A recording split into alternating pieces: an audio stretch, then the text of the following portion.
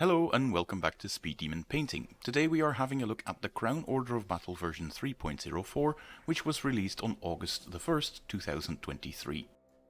This is still a Beta ORBAT, and by now a few changes have been made already, which I'll try to cover as well as possible in this video.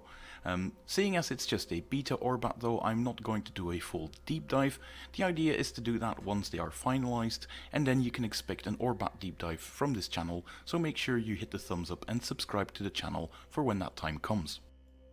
I have also made a video about the general changes that have been made in version 3.04, which I'll link in the video description below. You can check this one, because some of the changes I will only briefly mention, because they were largely discussed in that video.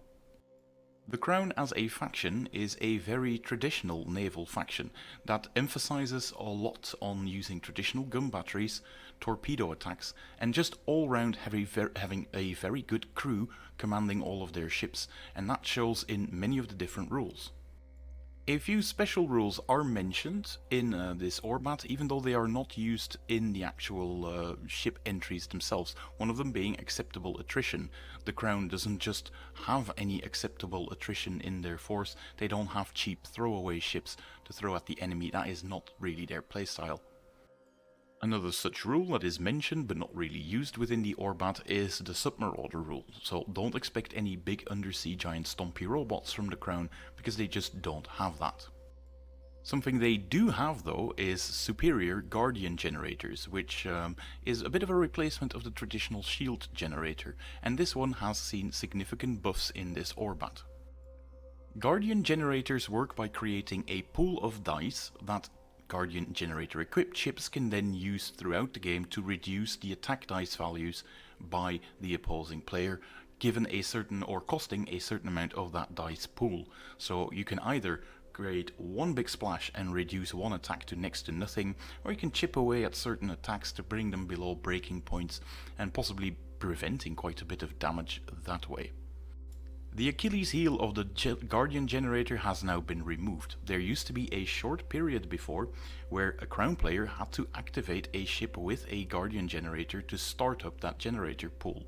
That is no longer the case. It is now done once per round at the start of the activation phase before either player activates a unit. It says players because it can of course happen that two Crown forces are facing off each other and they therefore create their own pools themselves. One small change was made though. In the previous version, the Crown generators, the Guardian generators, were completely immune to generator shutdown. That is no longer the case. Now, if a ship has a generator shutdown on their Guardian generator ship, it just no longer adds any dice to that pool if it happens at the start of that round, if it still has a generator shutdown then. However, the generator shutdown does not prevent you from using that generator, that Guardian pool, however. So shutting it down reduces the Guardian pool, but nothing more than that.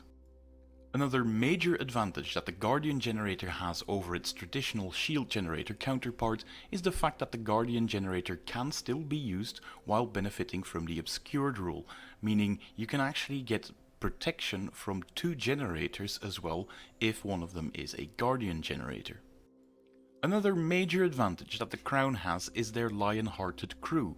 The lion-hearted crew says that crippled models with this rule still use the battle-ready value of their weapons with the gunnery quality and may reroll blank results when making or the initial target of an assault.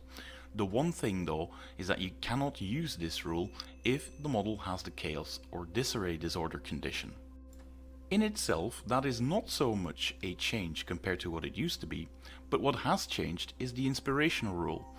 This is a bit of an outdated bit of text. It now works on a per model basis, but inspirational ships essentially make it so that you have very little benefit as an opponent to crippling Crown ships. They will most likely still be firing at you at near full capacity, meaning that this is not just a very tough fleet to crack, but one that will continue firing at you at high efficiency, even if you're doing damage to them. Another typical Crown piece of technology is the Trident generator, and that one has also seen a bit of a quality of life improvement, making it easier to set up. It buffs Torpedo quality attacks within 7 inch, that hasn't really changed. It gives it the homing quality, that hasn't really changed. But the small wording has changed that says any attack dice pool with the torpedo quality gains the homing quality, provided the friendly model with the lead weapon is within 7 inch. It used to only be on a model per model basis, meaning it sometimes meant that you could not stack those attack pools because some of the torpedoes had homing, some of them didn't if some of their squad mates were outside of range of it. That is now all gone, and this is a big buff to the usability of the Trident generator because there is no longer a real reason to huddle up. It made the Crown especially vulnerable to blast weapons, and that is no longer the case. One special rule that was scratched altogether was the removal of Defiant tail gunners. It was a very underused rule before, allowing you to reroll blank results if any of your SRS were involved in an interception. And it was mostly slightly abused, if anything, by just sending one cheeky little SRS token to a battleship, and then suddenly that battleship was allowed to reroll all the blanks in an interception, so it got scratched. Sounds like a bad thing, but it also comes with an upside as well, because it now means that your Snowbird Strike SRS tokens are no longer different from the traditional SRS tokens sent by the rest of your fleet, so they can now actually be combined with other SRS tokens, making it no longer a small paltry attack that was very likely to just be intercepted. It now full on adds to the stack as well. Overall, you lose one underused rule and you actually get a benefit that actually helps you now, so it's a bit of a wash really, but it makes play slightly more straightforward and more intuitive. In terms of battlefleet selection, not really many changes have been made, except for of course the fact that the mercenary battlefleets are now largely available, and something has gone on with the Nautilus battlefleet specifically. That one is now very oddly placed all the way at the end of the entries, where you have to include the Nautilus. As you'll see, the Nautilus now has a privateer symbol here at the top instead of the crown, because the Nautilus has effectively lost the crown keyword. It makes sense when you listen to the lore, because the captain of that ship actually hates the British with a fierce intensity, so they still can act as a mercenary company, and it is based on a crown vessel, of course, so you're going to be finding it in this Orbat, but yeah, it's a bit of an outcast this way. If the Nautilus shows up though, it can include up to 3 submerged units that have the Canadian or British traits.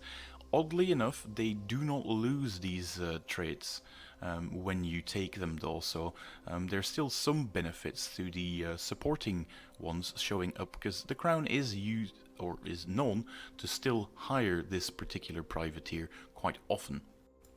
The Nautilus itself has seen a significant buff. First off, there is a reduction in points by 10 points. That is something, it used to be 140. The new privateer rule has been included, and there's a couple of extra rules that are now added. First of all, full steam ahead, allowing her to move faster forward. The Citadel has been increased by 1, and they have got disciplined crew now, so all buffs. But the big buff that has come along is the new Silent Hunter rule, and then we'll see it in a few other places such as the Morgana, but I'm going into more depth in it now. What is the Silent Hunter rule? Well, you can just say that it is deployed at the start of the encounter as a Silent Hunter. Units that are so deployed are deployed at the same time as Vanguard moves. So instead of moving a Vanguard model, you can now deploy this one. And you can deploy it anywhere at least 20 inch from the enemy deployment zone, meaning this ship is far more likely to ever get in range for that Vengeance Keelsalt to ram something as well. Albeit not in turn 1, except of course when the opponent makes an absolute blunder and just advances straight onto the Nautilus, but yeah, then you're just asking for it really. It's not so much about the ramming attack, in other words, because the torpedo attacks that she has also now gain the homing quality to any attack, so you get a homing heavy torpedo salvo, and that is quite likely to take a bit of a sting out of something. And you mustn't forget, she still has Devil's Own Luck to go along with it, so giving you a cancel. You can deploy her now anywhere you want. Don't put her right down in the center in the thick of it, because she'll be blasted out of the water in no time. But it can be a very, very good little harassing unit on a flank, because with those torpedoes, there is a good chance that you're going to have range to almost every single type of ship out there. I've actually used this mercenary company in my last game, and I was pleasantly surprised by how it works. Just keep them on the side so they don't just instantly get shot off, and it gave my opponent quite a bit of a headache to try and hunt her down, because now the stats are such that it is pretty much like a cruiser in terms of toughness. And well, there are some cruisers that also clock in at 130 points, so the cost is no longer that outrageous compared to what it was.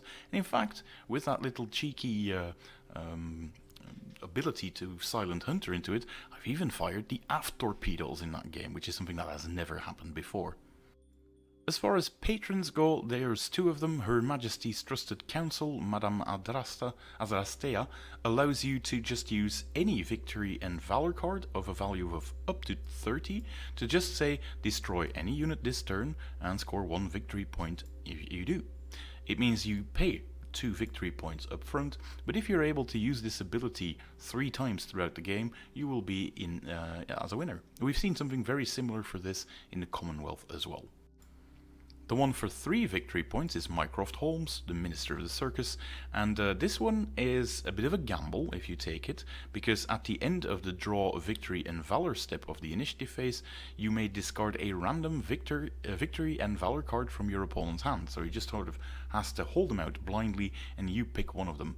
Maybe you're drawing one of his bad cards, but if you're lucky and you're removing that high value card for the initiative bid of the next round, that can really sting. But it is a bit of a gamble. At 3 victory points though, it can be really annoying for your opponent, but it is a steep victory points cost associated with it. Before we get into the new ships, let's first look at the Crown weapons reference, so you have a better idea of what has been nerfed and what has been buffed. Well, first of all, we have a very new entry, that is the Canberra Gyro bomb launcher, which is these, it looks like these weird V1 rockets installed on the new Crown support squadron. It shoots with 8 dice as the lead weapon and 6 in support. Mind you, one of these cruisers has 2 of these things, so you can expect a 14 dice attack out of them. That stacks reasonably well, because the second one will add 12 dice to that, and another 12 dice. You can get a very large little bombing run out of it. It comes with aerial word, so you can defend against it, but also with homing, piercing, but it is a limited weapon. So you can run out of that if you're unlucky, and if you're shooting 2 of them a turn, you're bound to lose some of them as the turn goes along. So something with the supply depot rule is really going to be handy if you want to field this weapon. That being said, if you're just shooting these weapons as singletons, every single cruiser, you're throwing 14 dice at something with a piercing quality that is highly likely to do at least 2 points of damage, or rather 2 critical hits on cruiser-sized ships, provided your opponent doesn't get too lucky with the aerial defense.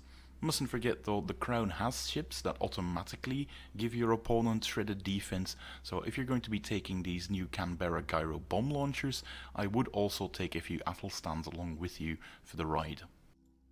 Another new entry, less exotic, is the standard torpedo turret, not the heavy torpedo turret, and it pretty much is a weapon we've seen in the Alliance fleet already. 5 dice with 3 in support definitely is not bad, because you're not losing that many support dice compared to the heavy torpedo turrets or the normal torpedo salvos. So all in all, pretty solid upgrade if you're able to change some small turrets with it. By far the biggest buff though is the Tyrannus naval mortar.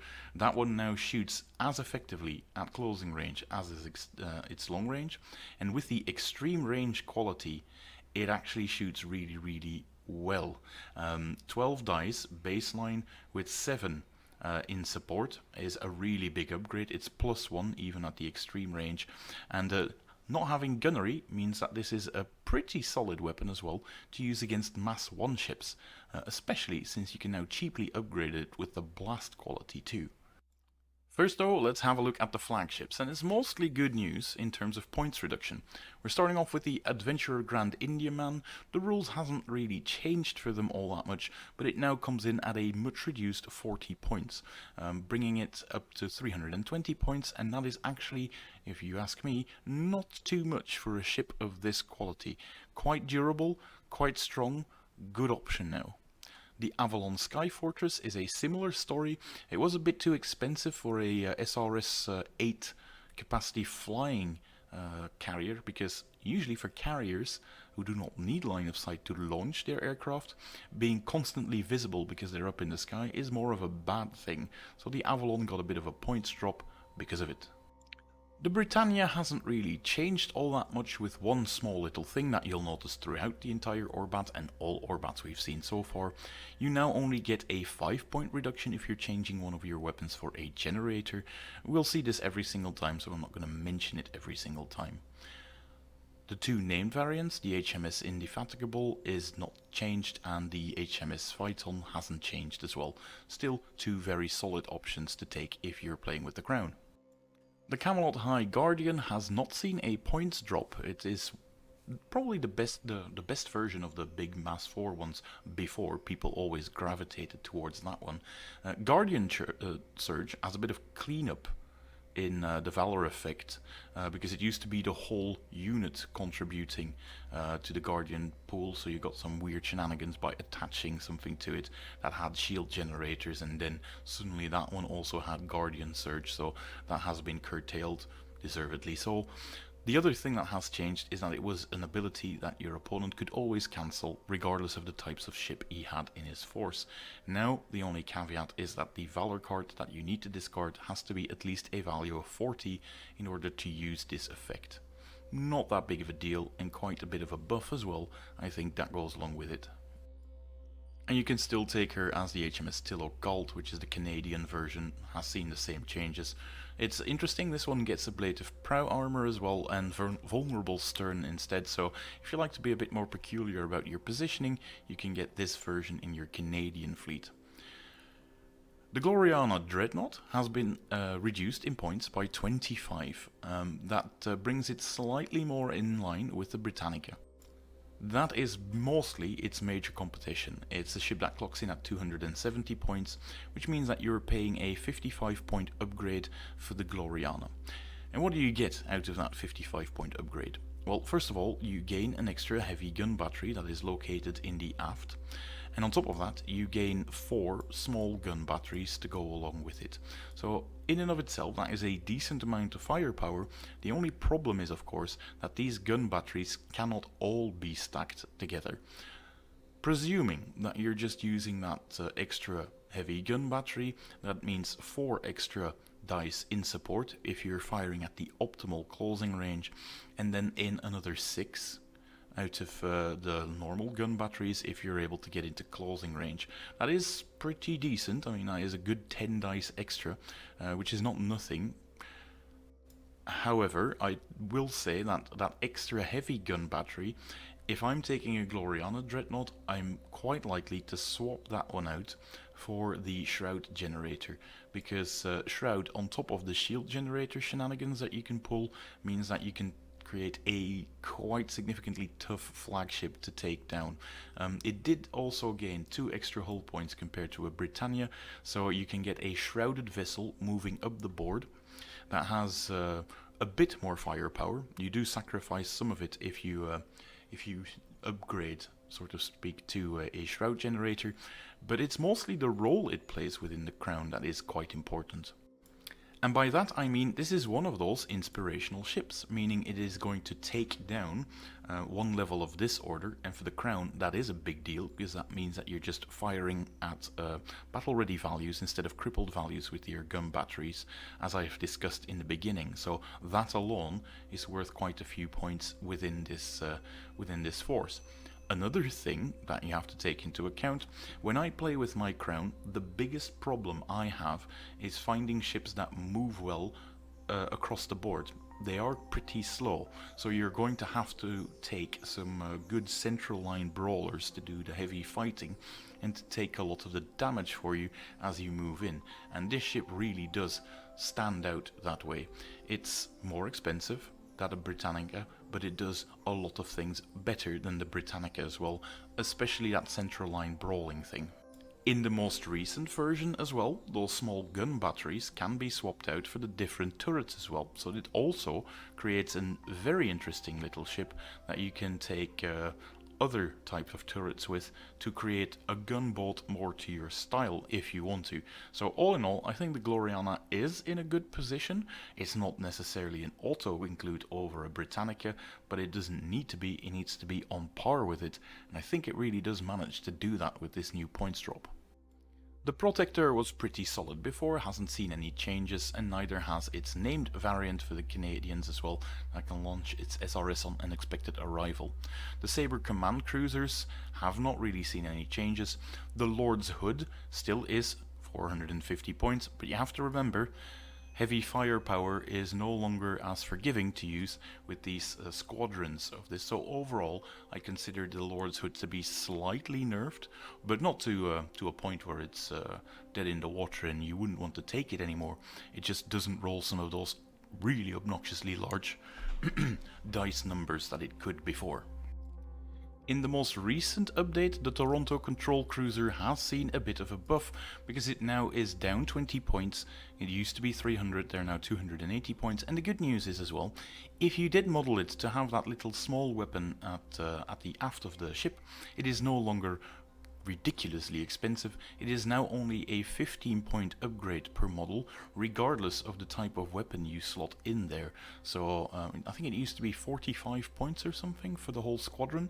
So altogether, this is now, if you've gone for the heaviest version, a 310-point unit that comes with Fortunes of War, and I think that is actually quite a solid little investment that you can make for your Crown Force. Not much has changed for the Victory Carrier. That is, if you were one of the people who was actually using it like it was intended by sailing forward, or rather piloting it forward, there was this weird thing with the weapons systems in the back. You could fire all 3 rocket batteries, but only when shooting at the aft. Not so much a flawed design, but it meant that some people were doing silly things like deploying it back to front and just constantly doing reverse steering on it with a special order, and that really wasn't what it was intended to do. You can still do it, but it now has been given vulnerable stern to punish you for your shenanigans. HMS Ark Royal, personally one of my favorite. I almost always run this ship if I'm taking a Victory Carrier. Has now also gotten the inspirational keyword. It does behave as a weird hybrid, having the gun batteries and the SRS capacity, but this is actually one of those ships as well that I'm not afraid to push up the board given the certain toughness that it has, because yes, you can lose the SRS capacity, but it'll still remain quite operational even if your opponent shoots at it, and I still very much like this entry. And now for something completely different. This entry was just added today. It wasn't on the January 1st August, and I could not be more giddy about it. One of the weirdest models that the old Spartan era game had was this walking fortress on legs that just stood out in the middle of the sea. That was a bit of an odd thing because I can't imagine how long those legs had to be for it to actually function as a walker, and I know that personally some people just thought it was a bit too weird. So it looks like it has lost its legs, but it's still Windsor Castle that you're putting down in the middle of the field, because you've now got a war platform with that name. Obviously significantly tougher than most other war platforms, because this one comes in with a nice armor value of 7 and a Citadel 15 with in total 14 hull points, so don't expect to crack it just that easy. It also clocks in at 285 points, which isn't really that weird compared to the other things. It also has the immobile rule, and on top of that the forward deployment, the combination we see on all of the war platforms. Forward deployment means that you can deploy it up to 12 inch away from the enemy deployment zone, but I think that is way too close for comfort, because this thing comes equipped with 2 Tyrannus naval mortars, and yeah, those don't have a point blank range, so don't deploy this thing too far up the board. The entry as it stands also has the decentralized systems rule, although I think this needs to go because it also has the rotational mount, and these are incredibly similar. Decentralized system means that you can just choose whatever your facing is at the start of the turn. Rotational mount is slightly more limited because it says as a special operations action, this unit may declare it will change its heading by up to 90 degrees. Rotate the model or part of the model if it is designed to turn. Oh, this is going to be funky, I think, when the model comes out. To bring the front to a new heading up to 90 degrees from its position at the start of the round. For the remainder of its activation, each model acts with that new facing for shooting, etc. It being a special operations though means that if you manage to get this thing at full chaos and disarray, it is no longer allowed to change its facing. So interesting if you're the opponent as well. There is definitely some counterplay that you can do to stop the insane amount of firepower from this Windsor war platform. In addition, you can also upgrade the Tyrannus naval mortars with different types of ammunition, and you can actually select multiple types of ammunition, but you have to declare which one you'll be using before making your shot. You can go for a submerged torpedo attack, something with blast and hazardous, or something with the sustained quality. Personally, I think I would pick the middle two, the Bananach and the Ripple effect, to be sort of flexible to shoot at both single targets, but also punish opponents that actually deploy their models too close together. Fun stuff, and I can't wait to see what that model actually looks like. As far as surface units goes, there haven't been that many changes, but one that has changed significantly is the Agincourt Bombardment Cruiser, which is now a nice little 10 points cheaper. That Tyrannus naval mortar was really buffed significantly, and on top of that, all of the different ammunition types that you can take are now cheaper. This means that the things that were said for the war platform are pretty much valid here as well. You can now more easily take multiple types of ammunition to have a bit more flexibility to shoot appropriately at whatever you want to shoot at. It's definitely a big winner in this Orbat though, because it was a bit outshined by quite a few of the other long-range options that the Crown has. You mustn't forget, with majestic gun batteries, they do extreme range really well, on top of all of the torpedo stuff that they can do. The Albion cruiser hasn't really changed because compared to what it was before rather. Neither has the Athelstan flag cruiser. There is now, however, an option to include an extra rocket battery for plus 12 points, because the model also got updated. The Bedivere monitor saw no changes at all, neither have the other platforms. The Belfast offshore support platform, well no, it has got a small upgrade. It is now Advanced Repair Facilities 2, which is, I think it just didn't even have a value before there. The Bonaventure strike cruiser was recently reduced by 5 points and now only clocks in at 131 points, making it slightly cheaper than it was before. The often overlooked Caliburn frigate has now gotten a few extra weapon options. You can replace the gun battery with a rocket battery for plus 3 points, or a torpedo turret for plus 5 points, and it retains the fire arcs of the weapons that it releases. Nice that the option is there, but I personally would never do it because it has focused gunnery, and on top of the Royal Engineers rule, this unit can shoot a 23 dice attack rerolling blanks, which is really solid for some small little ships. Now, let's not sugarcoat things. The Excalibur Heavy Destroyer was one of the better ships in the Crown Orbat, and it got nerfed because it got more expensive. It is now an extra 4 points per model, although it did gain some of the extra additional options that we saw with the Caliburn as well. Personally, if it were up to me, I would definitely start considering Caliburns more often, but I'll discuss that when we're doing the deep dive soon. The ship entry that caused a lot of gnashing of teeth because it was a build option for a lot of players for a while but didn't have any Orbat entries is the Grail Gyro Bomb Carrier. It now clocks in at 135 points, and it comes with 2 of those V1 style Canberra Gyro bomb launchers with the 8 dice in lead weapon and 6 in support value as well. Good amount of firepower, especially because it's piercing. However, the big downside is, of course, the limited range to it.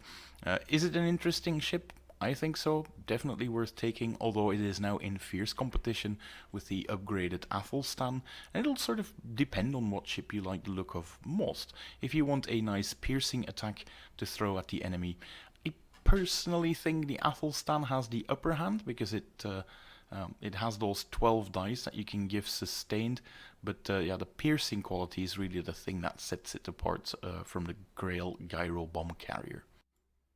The Halifax shield cruiser wasn't really changed, it just got a bit of a fix.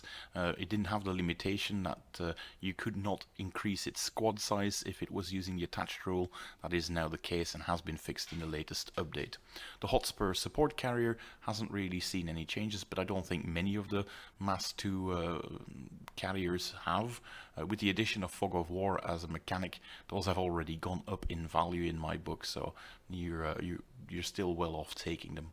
The Lancelot Heavy Cruiser is now also a ship that benefits from having multiple turret options as well, so if you want to have a bit of fun kitting that one out, you now can.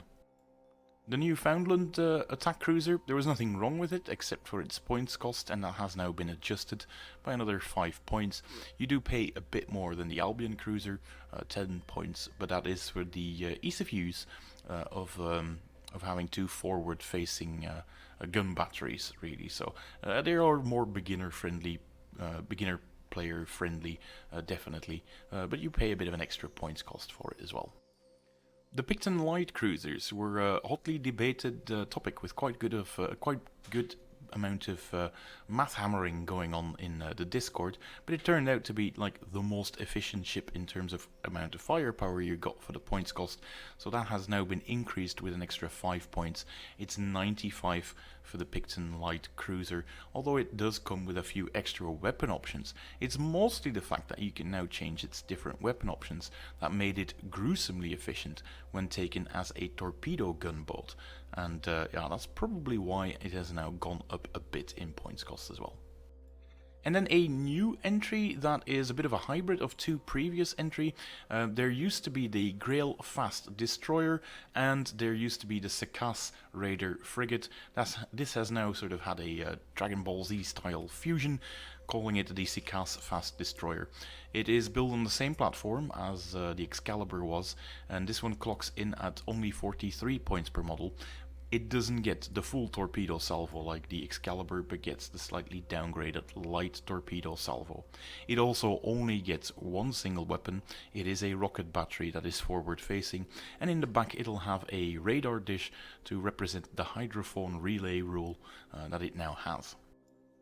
Interesting little option. In terms of raw damage output, I don't think it really surpasses both the Excalibur and the Caliburn, but it is a bit of an interesting new addition because of that hydrophone relay option that you can now get as a crown player. So it performs quite a bit of a different role compared to the other two ships.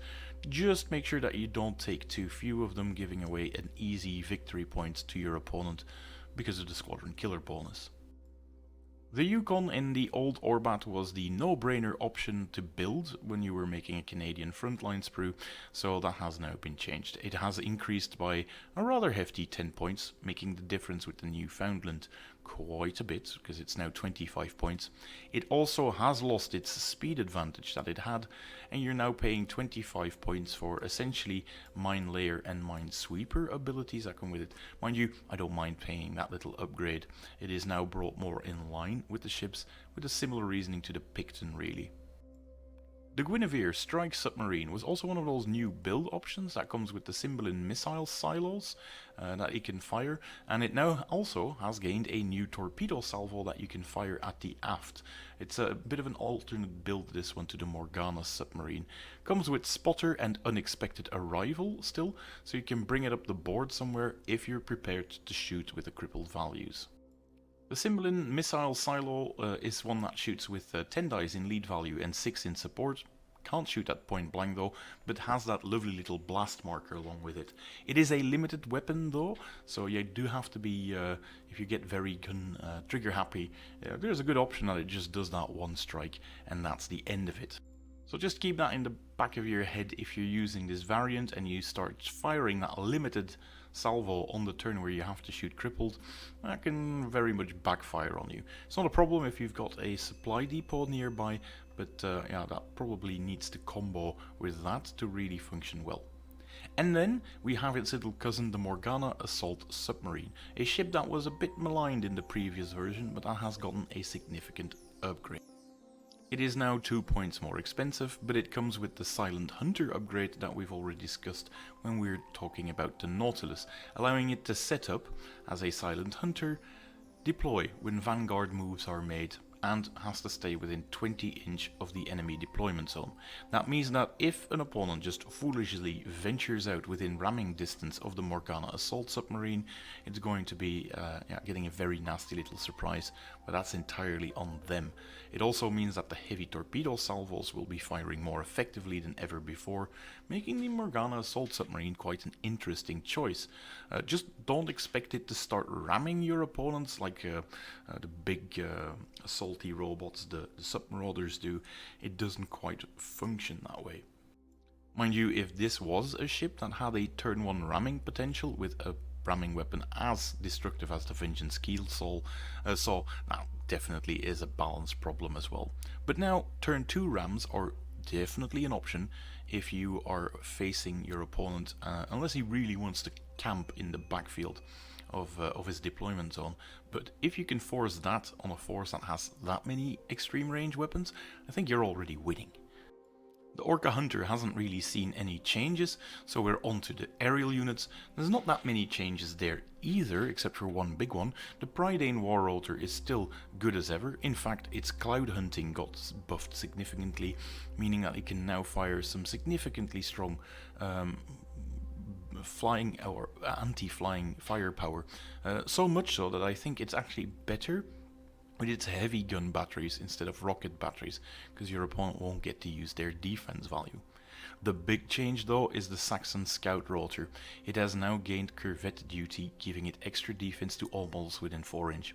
I've experimented with that in my first game and it was brutal. It made the Saxon incredibly survivable as well, allowing it to be operational and not crippled for 2 turns, allowing it to fire all of its SRS tokens reasonably effective, and in that grind down the Crown definitely came out on top rather easily.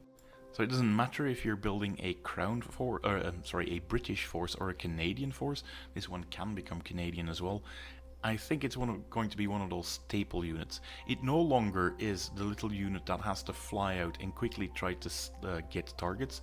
That'll be the role for your Caliburns, still a unit very much underused, but these guys will want to have a very bunker castle style thing, and that really worked because with the flyers not causing any collisions, I had quite a bit of fun with it, and could deploy rather aggressively because my opponent didn't have any blast weapons with him.